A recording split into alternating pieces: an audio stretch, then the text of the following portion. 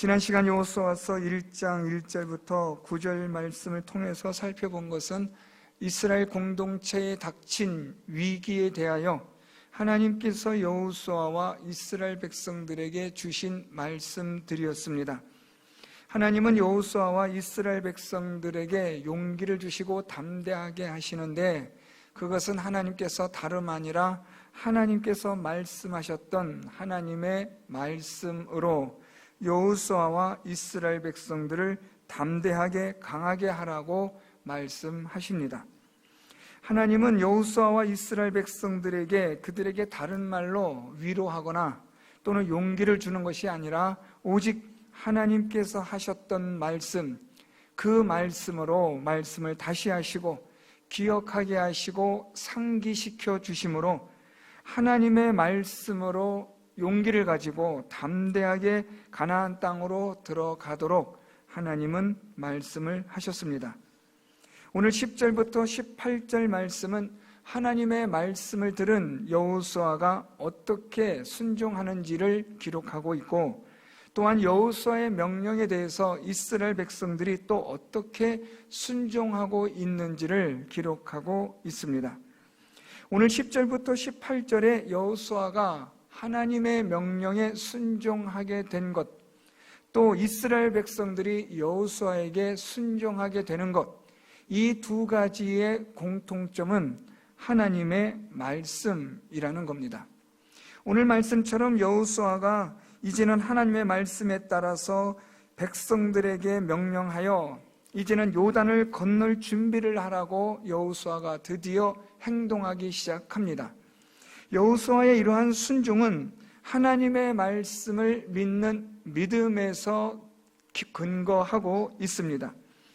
여호수아가 이렇게 하나님의 말씀으로 그에게 믿음의 역사가 일어나게 되고, 하나님을 믿고 하나님의 말씀을 믿은 여호수아는 하나님의 말씀에 따라 이스라엘 백성들을 요단을 건너서 젖과 꿀이 흐르는 약속의 땅 가나안으로 들어가도록 준비를 시킵니다. 또한 여호수아의 이런 명령에 대해서 이스라엘 백성들이 따르게 되는데, 이스라엘 백성들이 여호수아를 따르게 되는 그것은 다름 아니라 여호수아가 하나님의 말씀을 전하여 주는 것으로 그 하나님의 말씀에 따라 이스라엘 백성들이 순종한다라는 말입니다. 그래서 오늘 이 10절부터 18절 말씀은 1절부터 9절까지 하나님께서 여호수아와 이스라엘 백성들에게 강하고 담대하라고 하나님이 주셨던 그 말씀이 다시 매개가 되고 중심이 되어서 이스라엘 백성들과 여호수아가 하나님에게 순종한다라는 것입니다. 그래서 오늘 본문 말씀도 여전히 하나님의 말씀이 중심이 되고 있다라는 것으로 오늘 이 본문을 보시면 훨씬 더 많은 이해와 도움이 되리라 생각합니다. 먼저 여호수아의 순종을 살펴보면 10절에 이에 여호수아가 라고 말합니다. 이에라는 말은 1절부터 9절까지 하나님께서 말씀하여 주신 그 말씀에 따라서 라는 겁니다. 여호수아는 하나님의 그 말씀에 따라서 그 백성의 관리들에게 명령하여 이 요단을 건너서 이제는 가나안 땅으로 들어갈 것이라, 그렇게 여호수아가 말합니다. 오늘 이렇게 여호수아의 이러한 순종은 절대적인 하나님의 말씀에 근거한 그러한 순종입니다. 하나님의 말씀으로 여호수아는 그 안에 하나님의 말씀에 대한 믿음이 일어나게 되고 그 믿음을 통하여 순종하게 되었다라는 말입니다. 우리가 자주 또 듣는 말이고 제가 자주 전하는 말씀이지만, 순종은 하나님을 믿음으로 순종하는 겁니다. 하나님을 믿지 못하면 우리는 순종할 수 없습니다. 하나님을 믿음으로 순종하게 되는데, 하나님을 믿는 믿음은 어디서부터 시작되느냐? 하나님의 말씀을 들음으로 시작됩니다. 하나님의 말씀을 들음으로 믿음이 생기고 믿음으로 말미암아 순종하게 된다라는 것입니다. 오늘 이 여호수아는 하나님의 말씀에 순종하는데 하나님의 말씀을 들음으로 여호수아는 순종합니다. 그래서 오늘 이 여호수아는 이제 그의 백성들에게 명령하여서 가나안 땅으로 들어가도록 하라고 그렇게 명령을 내립니다. 여호수아의 명령은 크게 두 가지로 나눌 수 있습니다. 첫 번째 명령은 11절에 기록되어진 진중에 두루 다니면서 모든 이스라엘 백성들에게 내린 명령입니다. 이르기를 양식을 준비하라. 사흘 안에 너희가 이 요단을 건너 너희의 하나님 여호와께서 너희에게 주사 차지하게 하시는 땅을 차지하기 위하여 들어갈 것임이니라 라고 명령을 내립니다. 11절은 모든 이스라엘 백성들에게 내리는 명령입니다. 두 번째 여호수아의 명령은 12절부터 시작되는데요, 르우벤 지파와 갓 지파와 므낫세 반지파, 므낫세 반지파라는 것은 므낫세 지파 중에 절반을 말하는 것입니다. 오늘 여호수아는 르우벤 지파와 갓 지파와 므낫세 절반 되는 지파에게 따로 명령을 내립니다. 왜냐하면 이들은 이미 요단강 동편, 아직 요단강을 건너기 전이니까 이곳에서 이들은 기업을 받은 자들입니다. 그렇기 때문에 사실 이들은 요단강을 건너서 가나안 땅에 들어가서 그렇게 열심히 싸울 필요는 없습니다. 왜냐하면 이미 자기들은 기업을 다 이곳에서 받았기 때문에 요단강을 건너서 가나안 땅에 들어가 전쟁을 한다는 것은 사실은 자기들을 위함이 아니라 다른 지파의 기업을 위한 전쟁이기 때문입니다. 그래서 여호수아는 르우벤 지파와 갓 지파와 므낫세 절반에 해당되는 지파에게 또 따로 명령을 내립니다.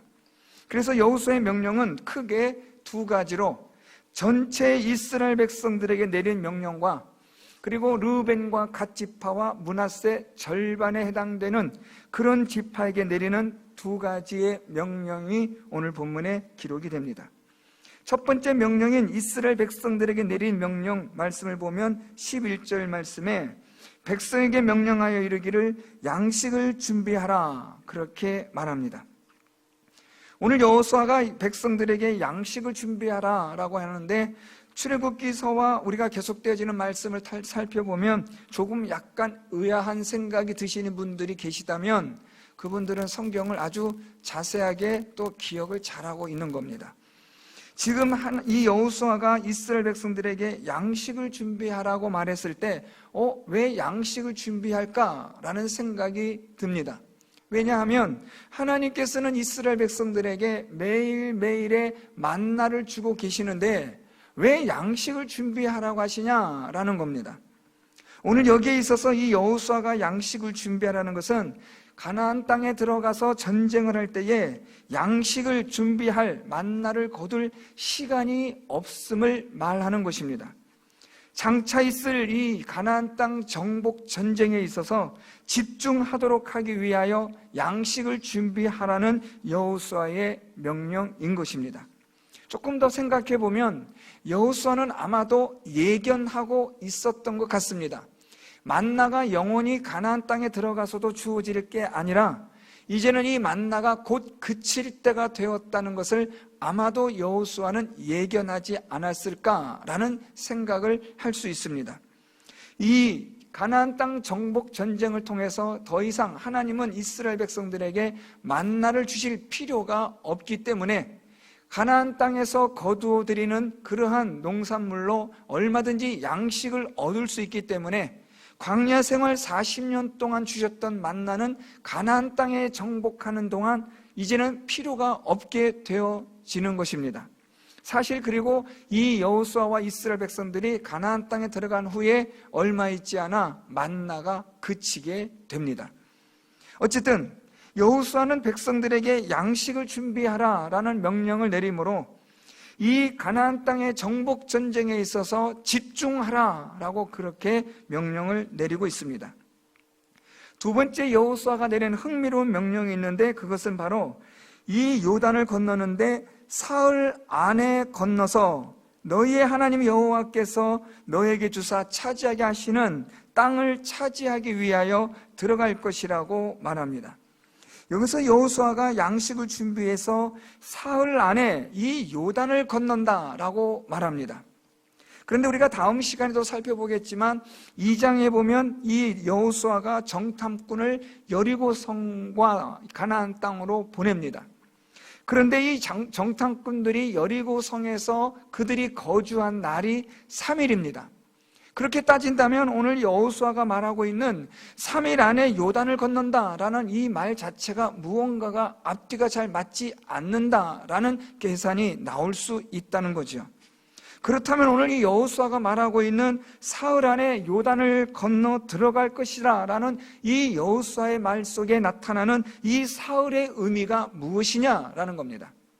이것은 문자적으로 하루 이틀 사흘에 대한 숫자의 개념이 아닌 장차 우리가 가나안 땅에 들어가게 될 것이라는 임박한, 하나님이 이제 가나안 땅을 정복하게 하신다, 곧 들어가자, 준비한다라는 그러한 의미로서의 사흘이라는 시간으로 이해해야 한다라고 학자들은 이 구절을 그렇게 설명하고 있습니다. 타당성 있는 해석이라고 생각합니다. 다시 말하면 여호수아는 사흘 안에라고 말하면서 요단을 건너는 일이 이제는 곧 이루어질 일임을 백성들에게 강조하였다라는 말입니다. 그러면 왜 여호수아는 이스라엘 백성들에게 요단강을 건너 가나안 땅으로 들어가서 차지할 것이라는 것을 강조하였을까라는 또 하나의 의문이 들게 됩니다.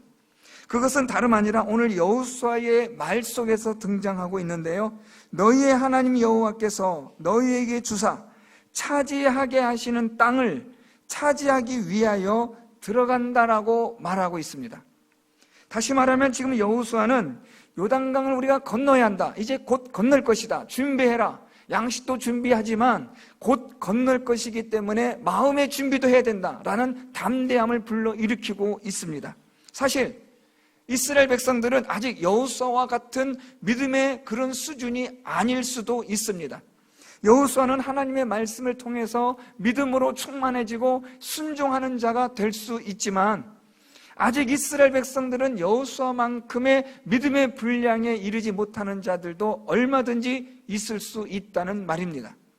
그렇게 본다면 오늘 여호수아는 이스라엘 백성들에게 사흘 안에 요단을 건너 들어간다라고 하는 이 시간적 강조의 의미는 하나님께서 우리에게 약속하신 땅을 이제 가서 차지하자라는 하나님의 말씀에 대한 믿음의 선포로 이 구절을 볼 수 있다는 겁니다.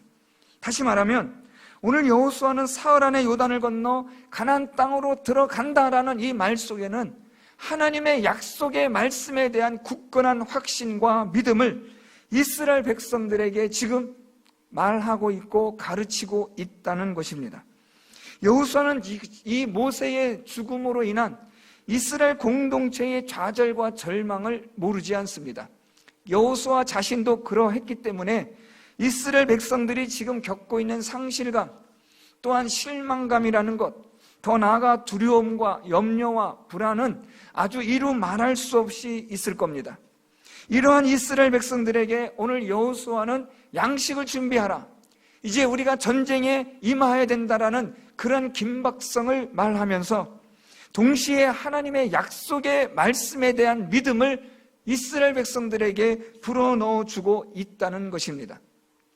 계속해서 살펴보겠지만 여호수아는 이스라엘 백성들에게 그들의 마음을 움직일 수 있도록, 용기를 불어넣어 줄 수 있도록 어떤 다른 방법을 취하지 않습니다. 리더로서 지금 이 리더를 따르는 이 팔로워들에게, 리더를 따르는 자들에게 리더는 여러 가지의 많은 방법들을 생각할 것입니다. 어떻게 해서 이들을 따르게 하여 우리가 이 일을 행할 것인가에 대한 것으로 골머리를 앓을 수 있는데, 오히려 여호수아는 아주 단순합니다. 여호수아가 이스라엘 백성들에게 하나님의 명령을 따르라 라는 것으로 계속해서 이것으로 일관하고 있습니다. 오늘 말씀뿐 아니라 이제 이 여호수아가 르우벤과 갓 지파와 므낫세 지파에게도 말할 때에 여전히 하나님의 말씀으로 이들에게 순종할 것을 촉구합니다. 다른 어떤 말로 미화하거나 이스라엘 백성들의 마음을 사람의 말로 위로하려고 하는 그런 방법을 쓰지 않는다는 말입니다. 여호수아는 하나님의 말씀으로 자기가 힘을 얻고 용기를 얻고 담대함을 얻었던 것처럼 이스라엘 백성들도 하나님의 말씀으로 담대하게 일어날 것을 여호수아는 소망하고 있고 기대하고 있고 또 확신하고 있는 겁니다. 그래서 이스라엘 전체 백성들에게 양식을 준비하라고 명령 내리면서 사흘 안에 이제 우리는 들어간다, 곧 요단강을 건널 것이라. 왜냐하면 저 땅은 하나님이 우리에게 약속의 땅으로 주신 땅이기 때문이다 라고 그렇게 이스라엘 백성들을 믿음으로 하나님의 말씀에 근거하여 격려해 주고 있다는 겁니다. 르우벤과 갓 지파와 므낫세 지파에 대한 두 번째 여호수아의 명령을 살펴보면 동일합니다.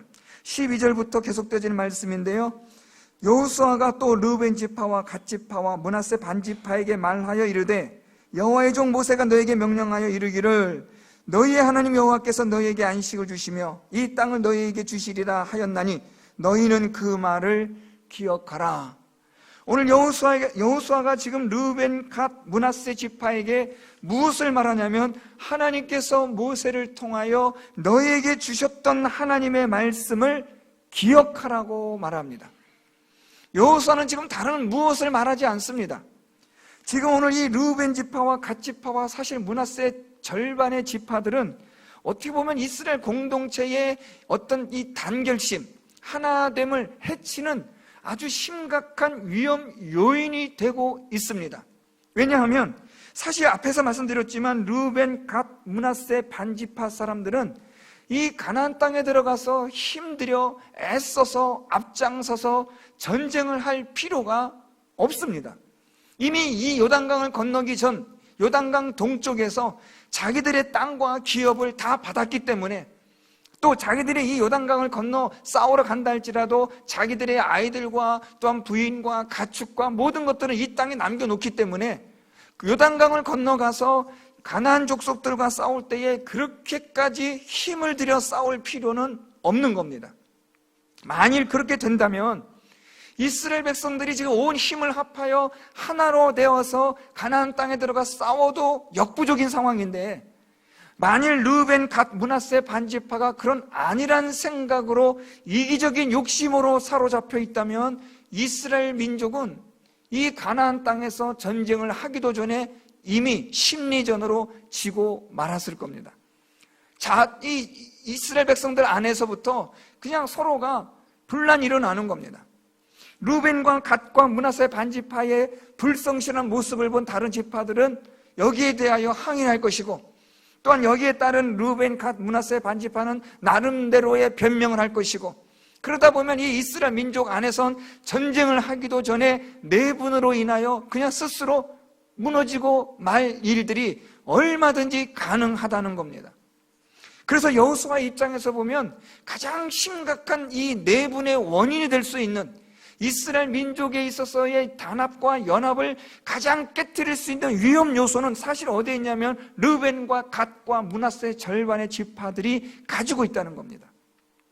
그래서 오늘 여호수아는 이 세 지파에게 특별히 명령을 내리는데 이 세 지파 사람들의 마음을 이 여호수아가 어떻게 사로잡을 수 있겠습니까? 할 수가 없습니다.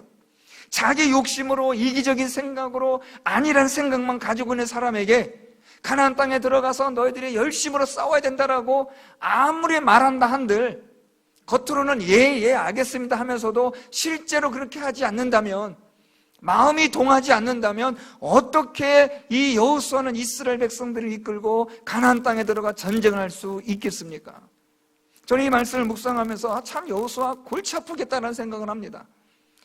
제일 이 심각한 첫 번째 문제가 이스라엘 백성들이 지금 영적으로 또는 마음으로 모세의 죽음으로 인하여 두려움과 불안에 빠져있는 이 이스라엘 백성들을 어떻게 다시 일으켜 세울 것이냐라는 문제가 있고, 두 번째는 이 이스라엘 지파 안에 이미 기업을 분배받은 이 두 지파 절반에 대한 이 사람들을 어떻게 다뤄야 할 것이냐에 대한 또 하나의 문제가 있는 겁니다. 이스라엘 백성들을 다시 믿음으로 하나 되게 하고 가나안 땅을 건너가서 이 하나님의 거룩한 전쟁을 하게 하는 일에 여기에만도 이 여호수아는 이제 힘이 부족한데 르우벤, 갓, 므낫세의 지파들의 사람들의 마음까지도 다시 하나로 뭉치게 하려는 것은 정말 힘든 거죠. 그런데 여호수아가 택한 방법을 보시면 다른 거 아닙니다.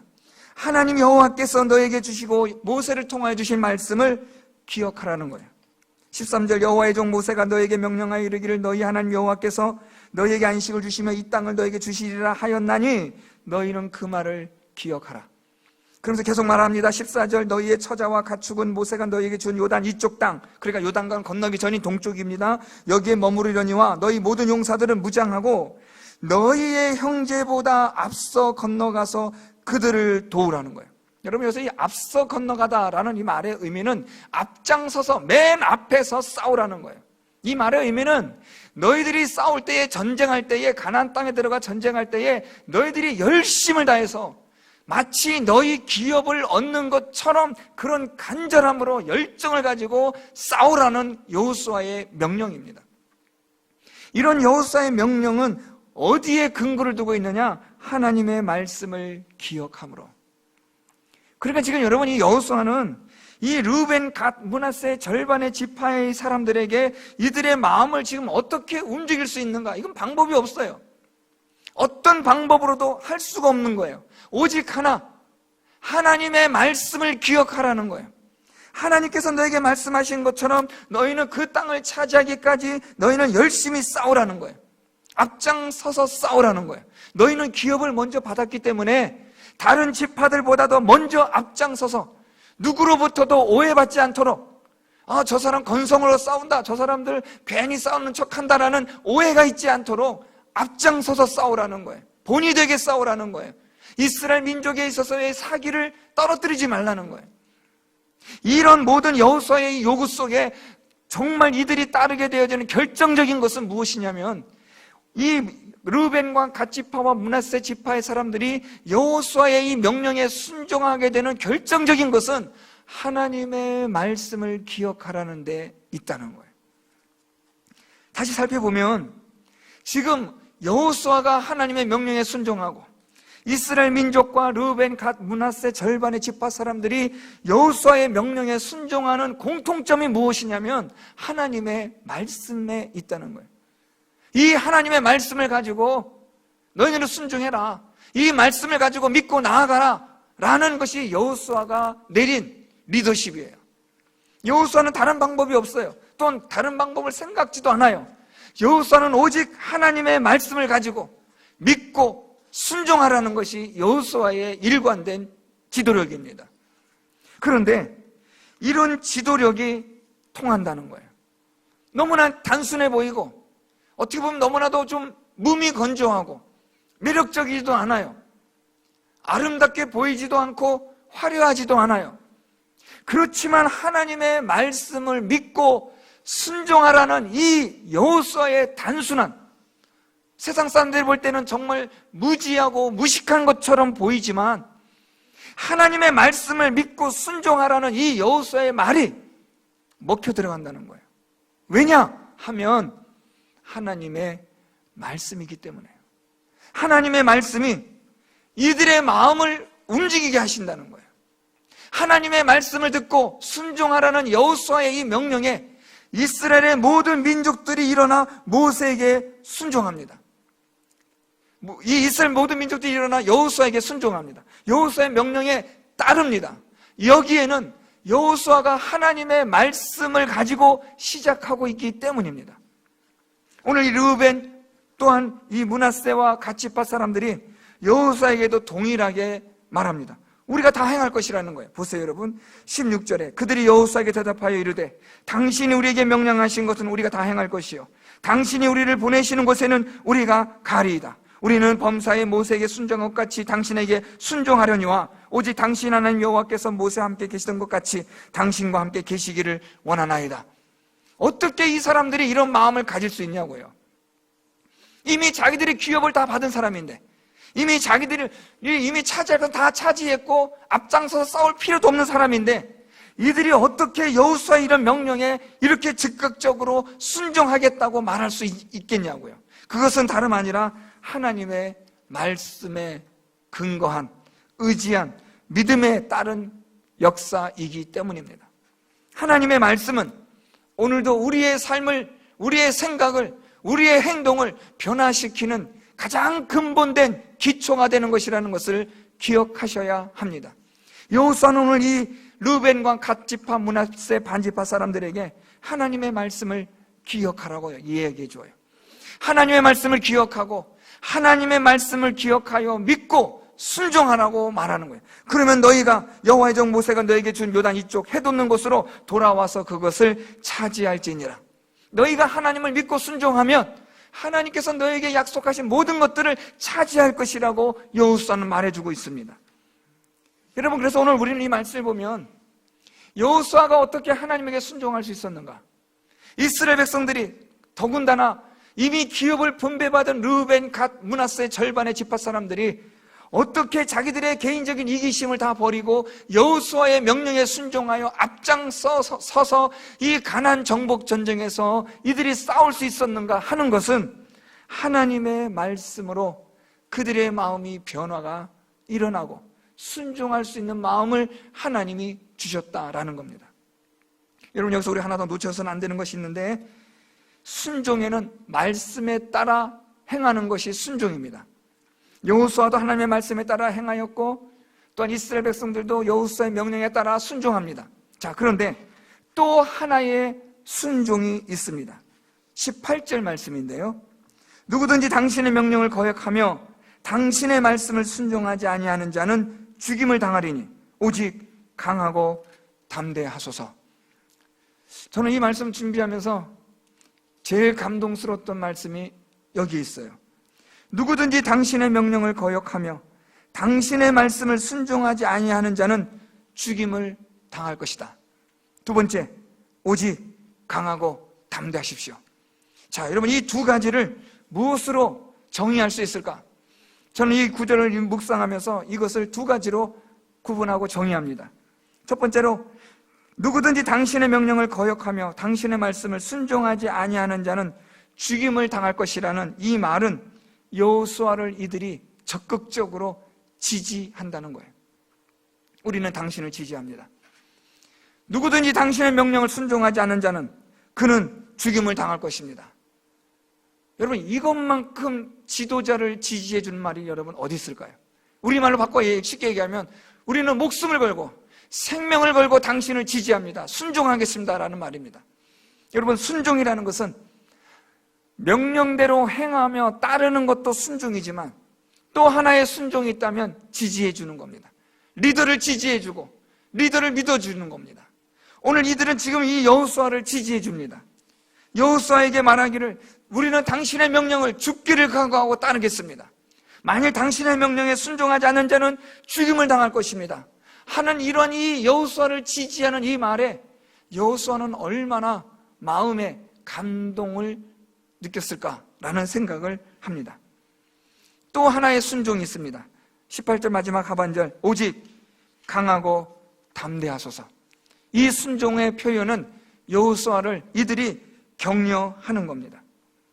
힘내십시오. 지금 우리가 모세를 잃은 상황이고 온 이스라엘 민족의 슬픔 가운데 있고 두려움과 불안 가운데 있지만 그러나 강하고 담대하십시오. 하나님이 당신과 함께 하실 것입니다. 하나님께서 모세와 함께 하시던 것 같이 당신과 함께 계실 것을 우리는 또한 원하고 믿습니다 하는 여호수아에 대한 격려를 지금 이들이 보내주고 있는 겁니다.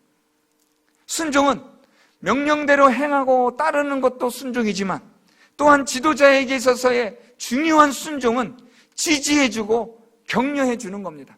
맞습니다. 우리의 지도자를 우리는 따르고 지지합니다. 여러분, 이것이 있다면 리더는 일을 하는 데 있어서 훨씬 더 수월할 것입니다. 거기에다가 격려까지 있습니다. 힘내십시오. 강하고 담대하십시오. 하나님이 당신과 함께 하십니다. 두려워하지 마십시오.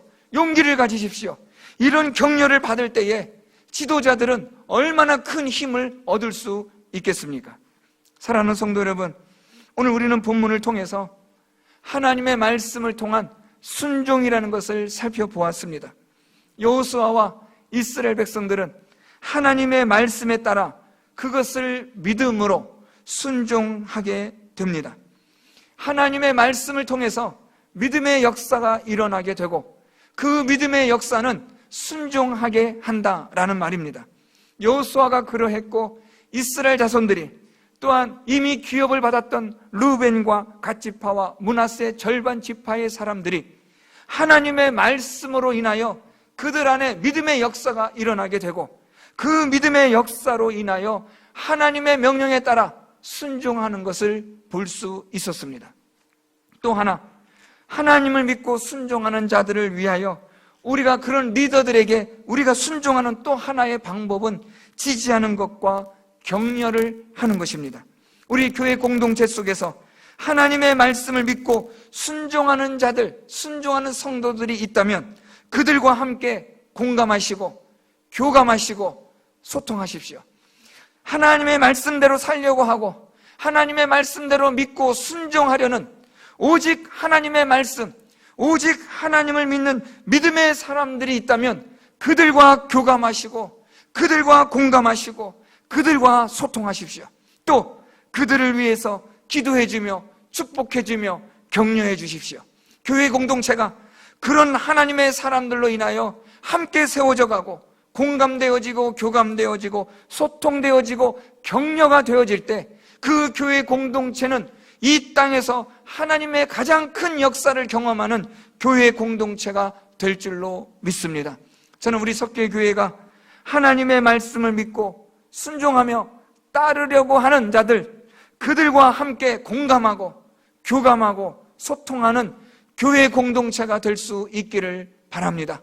하나님의 말씀대로 살려고 하는, 믿음대로 살려고 하는 자들과 함께 교감과 공감과 소통뿐 아니라 격려와 축복을 해주며 기도해 줄 수 있는 그런 아름다운 교회 공동체가 될 수 있기를 바랍니다. 하나님의 말씀을 믿고 순종하시는 여러분들 되셔서 하나님의 위대한 구원의 역사가 여러분의 삶을 통하여 인생을 통하여 또한 나타날 수 있기를 예수 그리스도의 이름으로 축원드립니다. 말씀을